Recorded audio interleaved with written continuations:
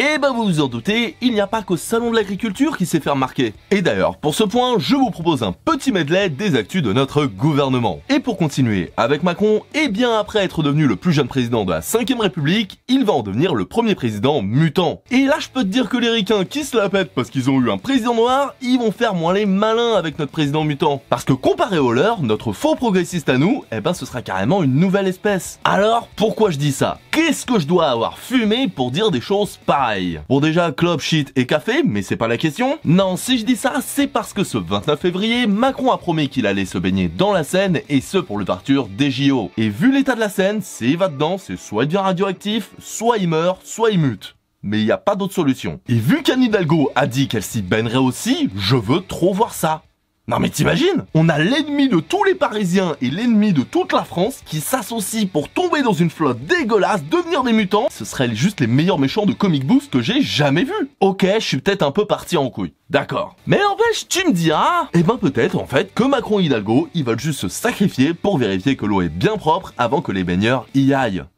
Qu'est-ce qu'ils sont sympas, n'empêche. Mais par contre, premier degré, j'ai très hâte de voir s'ils vont vraiment le faire. Je veux pas manquer ça. Sinon, bah à côté de ça, pendant que papa va à la piscine, eh ben on a Junior qui veut encore réduire la durée de l'indemnisation chômage. Pouh, quelle famille! C'est ce 27 février, en toute détente, que Gabriel Attal nous promet de continuer à réformer l'assurance chômage afin de réduire nos déficits. Mais bien sûr, le tout en restant bien flou sur le concret. Ce serait quand même con qu'on sache à quelle sauce on va être mangé. Et d'ailleurs les gars, petit conseil, préparez vos plans en avance. Parce que dire un truc au pif et ensuite essayer de le caser de force parce qu'on veut pas reconnaître que c'était une idée de merde en plus pas du tout travaillée en amont, et ben ça me semble pas super efficace comme technique pour diriger la France. Surtout qu'en plus, comme d'habitude, comme à chaque fois, paye tes éléments de langage. Genre quand Attal nous dit qu'il y a une attente des Français pour avoir un modèle social qui incite à la reprise de l'emploi. Quand le gars nous parle de partenaires sociaux, quand il dit qu'on est passé de 24 mois à 18 mois de durée d'indemnisation, qu'on peut encore la réduire. Et ben je sais pas pour vous, mais perso je trouve que ça pue.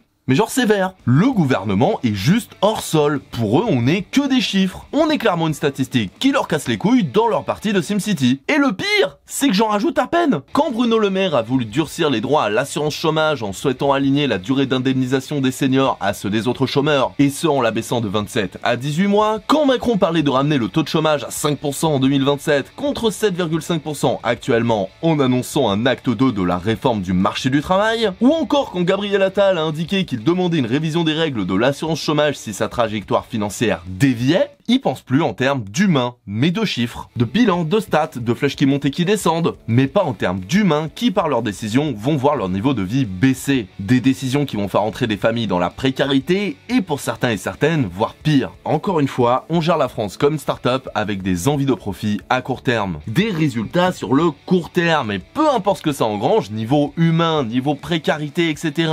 Ils s'en foutent, c'est pas dans leur bilan comptable ça. Et si encore ça marchait vraiment leur truc? Mais même pas!